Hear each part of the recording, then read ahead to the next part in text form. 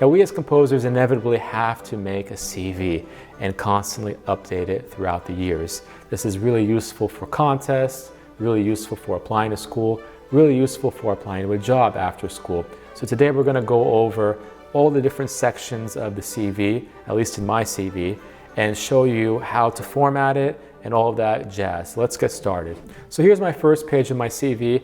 At the very top, you're going to see my name, that I'm a composer, my website if you have a website, and of course the word CV written out there. Redacted is my address and my phone number. Of course, my email is public, so I'm going to put my email there for you to see. But just so you know, those are the redacted bits. These all go at the very top of the CV. At the very next portion is always education. You got to put that at the top. And I do it in reverse chronological order. So I start off with 2023, which is when I hope to get my DMA in composition at Columbia University. Right after that is my master's in composition, 2016 from the Juilliard School. And then my first degree was the BM in composition in 2014 from USC. You'll notice that I included all of my composition and electronic music teachers here. Really important so that when people see your CV, they can see who you studied with, and maybe they have some mutual relationships with you with any of these professors. Moving on to the next part of your CV is teaching experience. So again, this is going to be in reverse chronological order. I have first my teaching at Columbia University, and I have all the courses that I taught in reverse chronological order. And then I also have some ancillary places that I taught: Hof-Barthelson Music School, Luzerne Music Center, and of course my private studio, which I put at the very bottom. So this is kind of the order that you want to keep it in. Now the next area is going to be fellowships, prizes, and honors. Again, in reverse chronological order. And notice that I like to put the year at the very left. That way it's really easy to see, and I like to put it in bold. You don't really have to do that. There are a lot of examples of CVs, even from other professions, that you can take a look at and model. I just really like this format. It looks really clean. So 2023, I got the Godamus Award nomination for Ottawa, so I put that front and center because that's the latest thing that I got. And then we go down the list with 2022, 2021, etc., etc., etc. So for me, I try to include as much information as possible in this academic CV. In some CVs, like for example, if you're applying for some orchestra competition, what I would normally do is actually delete all the chamber music and solo music and choral music stuff that I got in this CV and just highlight the orchestral work.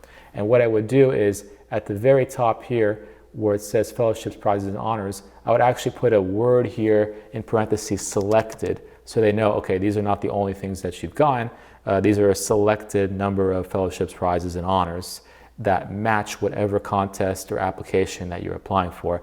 I think this is really important because you have to realize that when people are looking at your CV, they're looking at like another 100 or 200 CVs. So you got to make sure that it sticks out. This CV as currently constructed is really good for applying to a school or applying to a professor job because it shows everything that I did. But again, if I was applying to some specific residency or contest, I would redact or even just delete them from the CV, and of course save the original academic version of my CV. All right, so we're going to keep moving on to the next couple of pages here, which are lectures and conferences. So eventually, as you continue with your career in composition, you're going to inevitably have a lecture on your music or present something at a conference. So I like to put all this stuff in one area on my CV. So for example, in January, I'm going to be giving a lecture on my music at Harvard University. So I put that in my CV. I want to make sure that people know that I'm giving a lecture on my music on this day at Harvard. And of course, again, it's in that reverse chronological order. There are some really fun ones I did, like in 2021, I did From Concert Halls to Your Game Room, a conversation with 3 modern composers. I actually did this talk at Fordham Law School. So that was kind of different because everybody there was law students.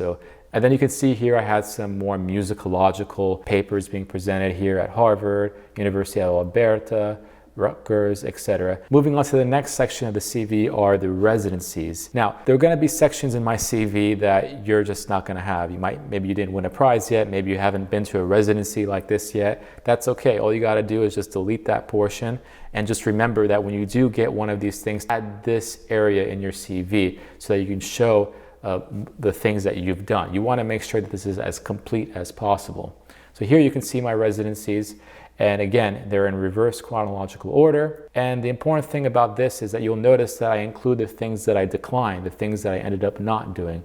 For example, the Cabrillo Festival Composers Workshop, I had some conflict that was going on last summer, so I couldn't make it to that. So instead of having it not be there at all, I want to show, hey, I actually got accepted to this thing, I just couldn't make it. So I do put the name of that residency, and then parentheses afterwards, I put declined. And in a similar fashion, since we did deal with COVID for the last few years, I was going to be at this thing, but of course COVID happened and I couldn't be there. So I put COVID postponement in parentheses, and you'll see that this happens with a bunch of the things in my CV.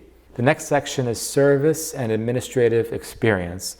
In other words, stuff that doesn't really have to do directly with composing or teaching. A juror for the Gilgamesh Foundation International Composition Competition in 2022. I was a juror for the Kaleidoscope Chamber Orchestra Call for Scores, for the Brass Project Call for the Scores, for the MTNA Composers Competition. So again, reverse chronological order, and I wanted to include all the different things that I did. I was also a board member for Columbia Composers, which organized concerts for the Columbia composers between 2018 and 2020.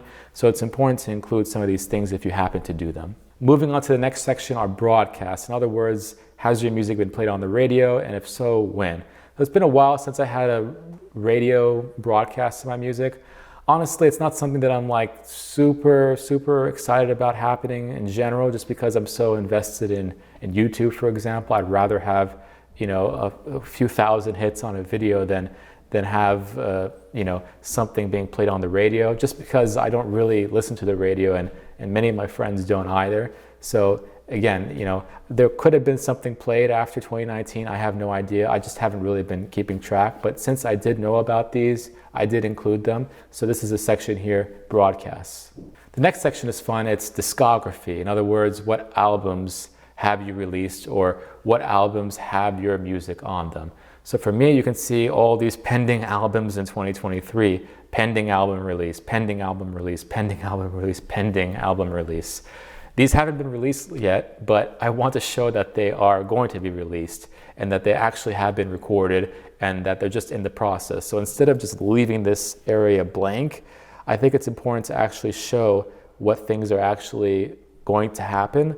That way they have an idea, okay, this person doesn't have any discography right now, but look, it's going to happen in the near future, and these musicians are planning to have them on their respective albums. The next section is media coverage, and mostly what this means is that, let's say somebody writes an article about you or has a blog post about you, really anything written about you or your music, you want to make sure that you actually save that and include it in your CV. For example, in 2021, Backtrack actually wrote this article about my premiere with the Callisto Quartet. Callisto Quartet brings a world premiere to Rainey Caramore, and I put the author's name and I put the date of the release of this article. So that way I have a record of when all of these things happened. In 2022, I had a documentary that was released about my creative process, and it featured performances of my pieces Mai and Dori. So even though this wasn't like an article that was written about my music, it was like some kind of media event that happened around my music. So I also include it in this big section of media coverage. The next section is called List of Works Performances. Now I like to put all this stuff in one section, because that way I can see all the different performances and all of my pieces that I wrote all in one section. I think some people sometimes put performances in one section, list of works in another section.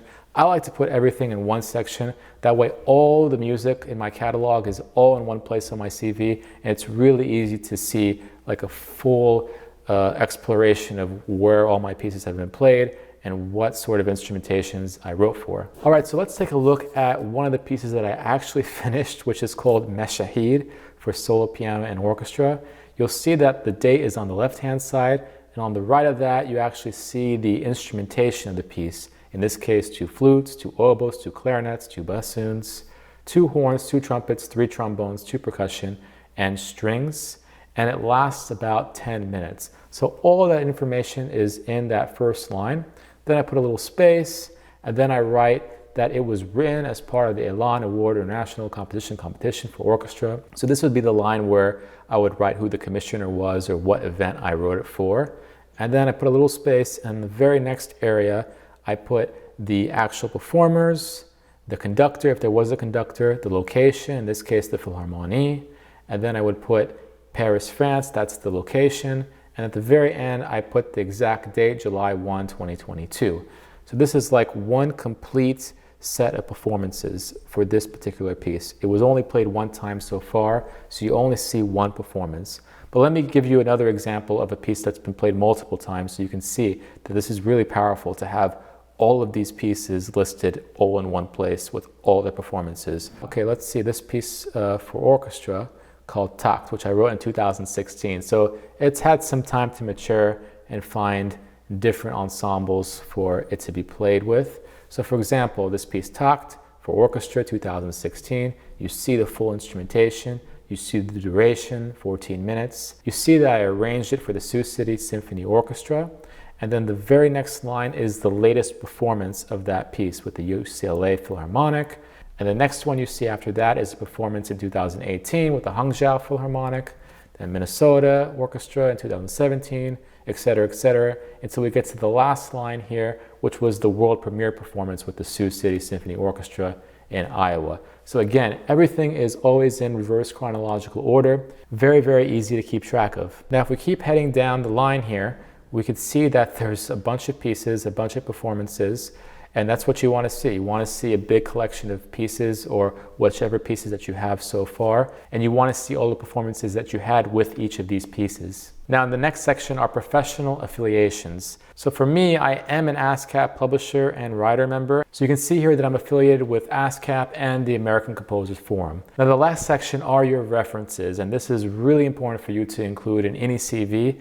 These are the people that would vouch for you if somebody that was looking at your CV wanted to talk to somebody over the phone or in person about you. So for me, I like to include 3 professors. Since I'm at Columbia University right now, it makes the most sense for me to include people that are at my school. But if you're not in school right now, you can have someone that is your teacher or some close friend or a mentor or really anyone in the professional field be included here as a reference. The only thing that you have to do is make sure that these people actually are notified by you that you are including them as a reference.